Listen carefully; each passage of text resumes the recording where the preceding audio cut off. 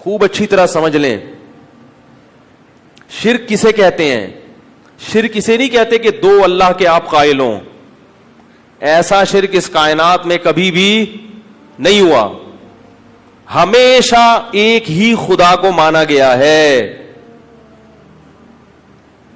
ہمیشہ جب بھی قرآن میں آتا ہے وَلَئِن سَأَلْتَهُم مَّنْ خَلَقَ السَّمَاوَاتِ وَالْأَرْضَ لَيَقُولُنَّ اللَّهُ. ان سے جب پوچھا جائے کہ کس نے آسمانوں اور زمین کو بنایا تو مشرکین کہتے ہیں کہ کس نے بنایا؟ اللہ نے بنایا. آج بھی جو مشرک ہے نا ان سے آپ پوچھیں کہ اس کائنات کا بنانے والا کون ہے تو وہ کیا کہیں گے؟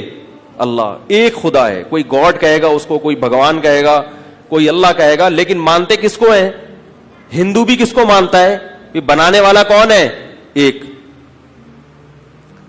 تو یہ جو شرک ہوا ہے نا, شرک یہ کس نوعیت کا ہوا ہے اس کو سمجھیں. شرک یہ ہوا ہے کہ اللہ نے سب کچھ بنایا, سارے اختیارات کس کے پاس ہیں؟ اللہ کے پاس ہیں, لیکن اللہ نے اپنی عطا سے فلاں کو بھی فلاں اختیار, بولو بھائی, دے دیا ہے.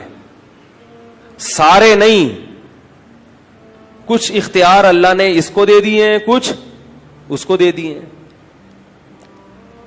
نہیں آ رہی بات. یہ والا جو بت ہے اس بت کو بھی نہیں دیے. یہ جو بزرگ کو اللہ تعالی نے مثلاً اولاد دینے کا اختیار دیا ہوا تھا, سمجھ رہے ہو؟ لہذا ان بزرگ کے مرنے کے بعد ان کے نام کی صورت بنا کے جب ان کے سامنے ہم جھکیں گے تو اللہ کی عطا سے یہ بزرگ بھی ہم کو, بولو بھائی, اولاد دے دیں گے. عین یہی شرک آج محمد صلی اللہ علیہ وسلم کی ذات کے ساتھ ہو رہا ہے.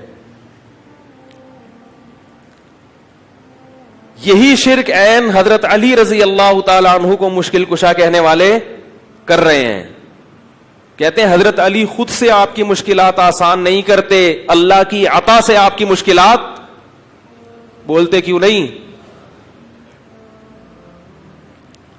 یہ جو نوح علیہ السلام کے دور میں 5 بڑے بڑے بت تھے, ود, سوا, یغوث, یعوق, نصر, یہ اصل میں 5 بڑے بڑے بزرگان دین تھے, اللہ والے لوگ تھے. جب ان کی موت واقع ہوئی ہے تو لوگوں نے کہا یہ بڑے اللہ والے بزرگ ہیں, ان کے نام کی مورتی بنا کر ہم ان سے دعا مانگیں گے ان سے, دے گا کون؟ اللہ. نہیں آ رہی بات. اور بعض یہ کہتے تھے مانگیں گے ان سے, دیں گے یہ مگر اللہ کی عطا سے, کیونکہ اللہ نے ان کو اختیارات دیے ہوئے. ان دونوں قسموں کو شریعت نے کیا قرار دیا؟ شرک. کہ اللہ نے کسی کو کسی قسم کا اختیار, سارے اختیارات اللہ نے کس کے پاس رکھے ہیں؟ اپنے پاس. کسی کو نہیں دی اللہ نے. یہ والا شرک ہے جس کی نفی کے لیے قرآن نازل ہوا ہے. آج جب کسی سے بات کی جائے نا مشرک سے, تم رسول سے کیوں مانگتے ہو, فلاں سے کیوں مانگتے ہو, کہتے ہیں ہمیں پتا ہے کہ یہ خود سے نہیں دے سکتے, لیکن اللہ نے ان کو اختیار دیے ہیں. اللہ نے اپنے حبیب کو جب اختیارات دے دیے تو ہم اگر اللہ کے حبیب سے مانگ لیں تو تمہیں کیوں تکلیف ہو رہی ہے بھائی؟ کیا ہو گیا بھائی؟ تو بھائی یہی تو وہ شرک تھا جو کون کیا کرتا تھا؟ مشرکین مکہ کرتے تھے. وہ اللہ کے رسول سے نہیں مانگتے تھے, وہ بتوں سے مانگتے تھے. تو اللہ نے یہ نہیں کہا کہ ہم بت کے پاس, اللہ نے کہا میرے سوا کسی کے پاس اختیارات نہیں ہیں. اب یہاں لوگ سوال پوچھتے ہیں کہ واہ بھائی واہ, پولیس کے پاس تو اختیارات ہیں آپ کی مدد کرنے کے ہیں بھائی, ڈاکٹر کے پاس اختیارات ہیں آپ کو اولاد دینے کے, بے اولاد لوگ ڈاکٹر کے پاس جاتے ہیں نا, کیا خیال ہے؟ تو کیا اللہ کے نبی کے پاس نہیں ہو سکتے ہیں بھائی؟ یہ موضوع میرا ابھی توحید مقصد نہیں ہے, جلدی سے اس کو سمیٹ کے میں اسٹیشن درمیان میں آتے رہتے ہیں. اصل میں ادھورا چھوڑ دو نا, پھر مجھے پتا ہے فیس بک پہ گالیاں آنا شروع ہو جاتی ہیں, برا بلا ابے اس کو, جب پولیس کے پاس اختیارات ہے تو نبی کے پاس کیوں نہیں ہے, یہ اس طرح کے آ جائیں گے. اصل تو میں آ رہا ہوں اب. تو بعض دفعہ ایسا ہوتا ہے نا کہ کہیں سے جا رہے ہیں تو راستے میں اسٹیشن اتنا اچھا لگا کہ چلو یہیں اتر جاؤ یار کیا خیال ہے, ایسا بھی ہوتا ہے نا. تو یاد رکھو پولیس جو مدد کرتی ہے وہ اسباب کے تحت کرتی ہے. اسباب کے تحت تو سب کے پاس سب کچھ, ہر قسم کے اختیارات ہیں, اور وہ صرف نبی کے پاس نہیں ہیں اسباب والے. آپ خود مانتے ہیں کہ وہ کس کے پاس ہیں؟ پولیس کے پاس بھی ہیں. تو پھر پولیس سے معاذ اللہ پھر پولیس کو, پھر تو پولیس کا مقام بھی بہت اونچا ہو گیا نا. آپ مانتے ہیں کہ پولیس کے پاس جس قسم کے اختیارات ہیں, ہم ان اختیارات کی بحث نہیں کر رہے. ایک ہوتا ہے لاجیکلی کوئی کام کرنا, میں آپ سے پانی مانگتا ہوں تو آپ جائیں گے نلکا کھولیں گے, یہ پوری ایک سائنٹیفک لاجک ہے نا, پانی اوپر سے نیچے آئے گا. اور ایک میں آپ سے پانی مانگتا ہوں, آپ چھو منتر کر کے بولتے ہیں بس جب چاہو آپ بارش برسا سکتے ہو, جب چاہو آپ پانی سامنے لا سکتے ہو. ایسا تو نہیں ہوتا, یہ شرک ہے.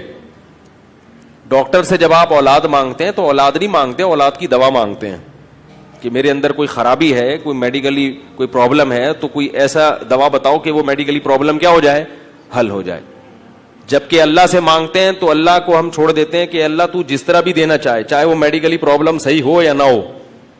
زکریا علیہ السلام نے اللہ سے بڑھاپے میں دعا مانگی تھی, میڈیکلی بڑھاپے میں دعا ممکن, اولاد ممکن نہیں ہے, لیکن کہا تھا مجھے ایسے ہی چاہیے. اللہ نے کہا چلو بوڑھے ہو کے ہی دے دوں گا میں تمہیں. اس قسم کے اختیارات صرف کس کے پاس ہیں؟ اس میں اللہ نے کسی پیغمبر کو, کسی فرشتے کو, کسی مقرب ولی کو بھی اپنے ساتھ شریک, بولو بھائی, نہیں کیا ہے. اور اگر آپ نے یاد رکھو, خوب اچھی طرح سمجھ لیں, اللہ شرک کے معاملے میں بہت حساس ہے, کیونکہ یہ غیرت کا معاملہ ہے. مانگنا صرف کس سے ہے؟ اللہ سے. اگر آپ نے اللہ کے سوا کسی اور سے مانگنا شروع کر دیا اور وہ اسباب سے ہٹ کے مانگنا ہو, تو پھر میرے بھائی بخشش کا امکان ختم. اللہ کا واسطہ دے کے کہتا ہوں کہ مزاروں پہ جانا, بولو بھائی, بند کر دو. کچھ بھی نہیں رکھا مزاروں پہ, کچھ بھی نہیں ہے.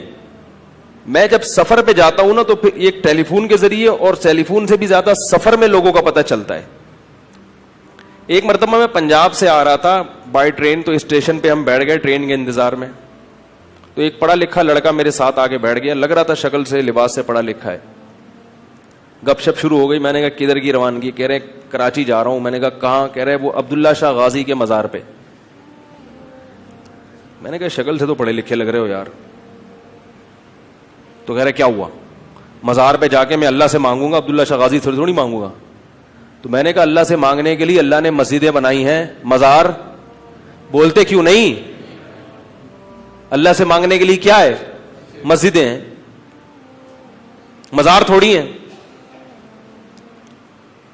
بہت سمجھایا, مگر جیسے روحانی علاج والوں کی عقیدت ایک دفعہ جب دل میں بیٹھ جائے نا, دلائل کے انبار لگا دو مگر بات سمجھ میں, یہ اندر کوئی فالٹ ہوتا ہے.